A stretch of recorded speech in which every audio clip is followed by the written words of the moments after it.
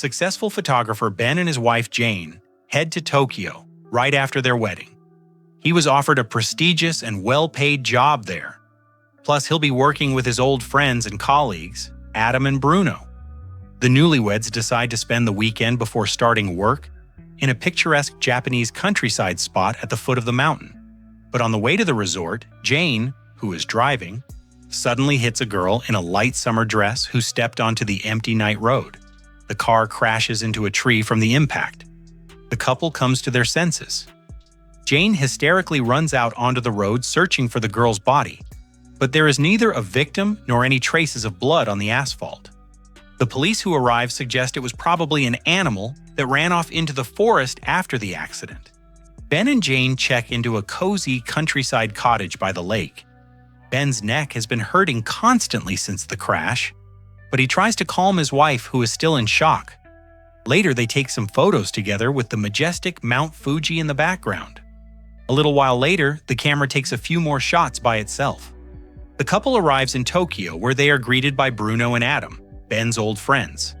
He will be working with them on projects for a large Japanese company. Bruno shows the couple their new luxurious apartment, home, and photo studio. Over breakfast, Ben shows his wife the photos they took near Fuji. On several shots, a strange white blur appears, something that looks like accidental light leak or film defect.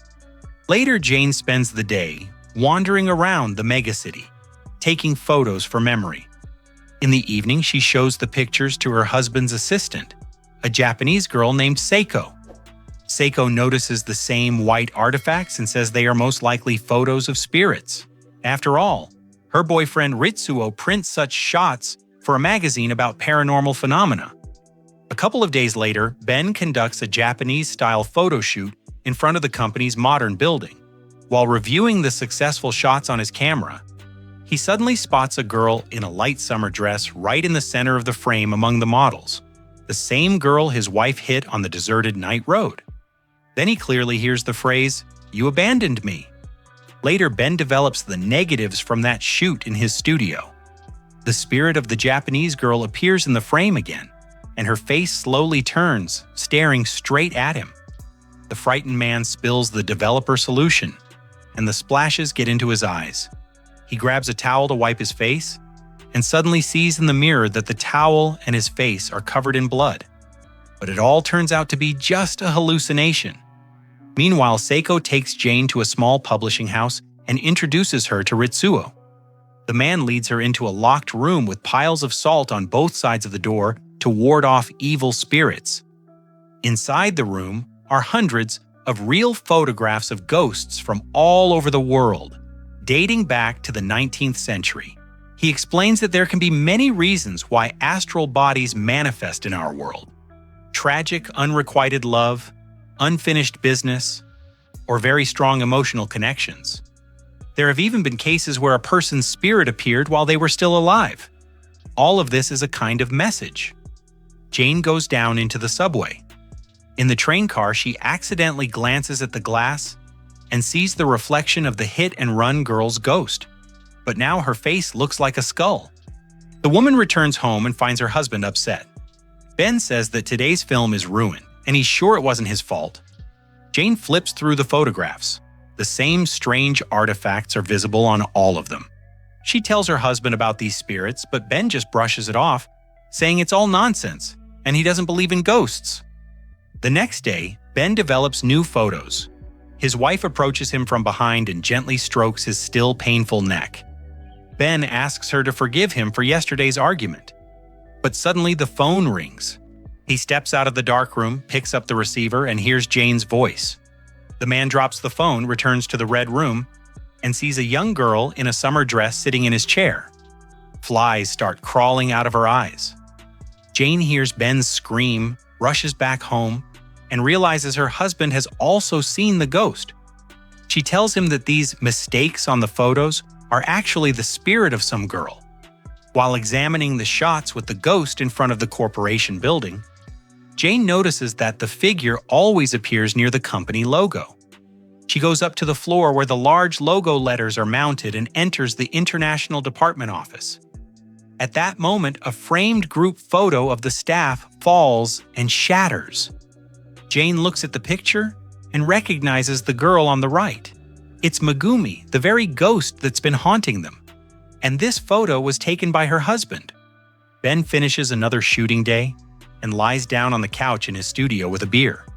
Suddenly, the lights go out and the flashes start going off by themselves.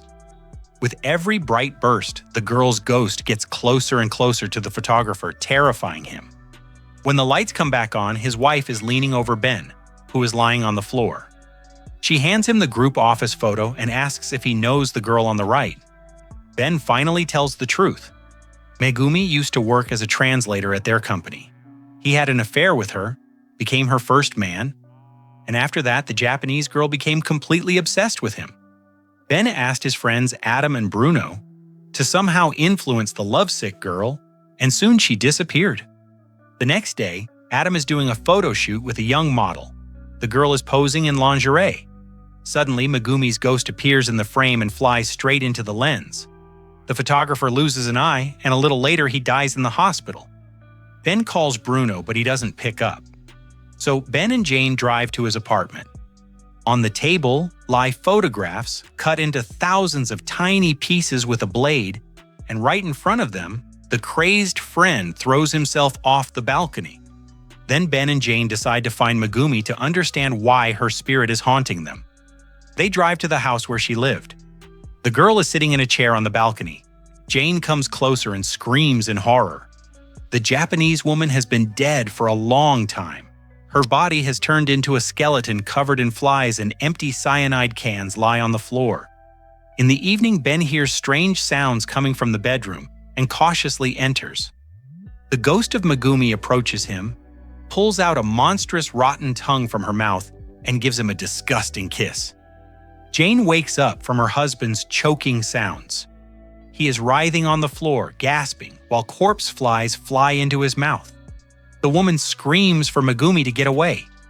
The curtains suddenly try to strangle her, pressing her against the glass, but soon everything stops. The next day, they attend Megumi's official funeral, after which they fly back to the United States to their apartment in New York. A couple of days later, Jane is reviewing photos taken after their return. To her horror, she sees that the camera turned on by itself and captured her and Ben in an embrace, with Megumi's ghost crawling in the background. Jane finds an old suitcase of her husband's in the closet with a Tokyo tag. Among the things lies Ben's old digital camera. The photos show that his late friends Adam and Bruno took part in a secret group party with young Megumi, and Ben was the one photographing everything. When Ben comes home, Jane slaps him across the face and forces him to tell the truth. Ben confesses. To make his Japanese mistress finally leave him alone, he decided to create compromising material. He spiked Megumi's wine with strong tranquilizers, and when she lost the ability to perceive reality properly, he took photos of her as if she was indulging in debauchery with two men at once. But Adam and Bruno thought that wasn't enough. They actually tied her up and took advantage of her helpless state. Only now does Jane understand why Megumi's ghost appears specifically to her. The dead girl is sending her a warning. That's why the Japanese woman's spirit could not find peace even after death. Jane leaves the apartment that has become hateful to her, while Ben is left alone with Megumi's ghost. He starts taking Polaroid photos of every corner of the room to detect the astral entity, but she is nowhere to be found. Enraged, the man throws the camera on the floor. It clicks by itself, and on the ejected photo, Ben sees that Megumi's ghost is sitting on his neck. He finally realizes his neck had been hurting all this time, not because of the car accident, but because the spirit had always been with him. In despair, Ben exposes a powerful photo flash lamp and directs the burst at his own neck. Then he does something even more insane. He rips the wires from the lamp and presses the exposed ends to his temple, pressing the button. Sometime later, Ben, with burns on his neck and temple, sits in a daze in a psychiatric hospital ward. In the reflection of the glass, Megumi's ghost can be seen tightly embracing him around the neck. And that's how the movie ends.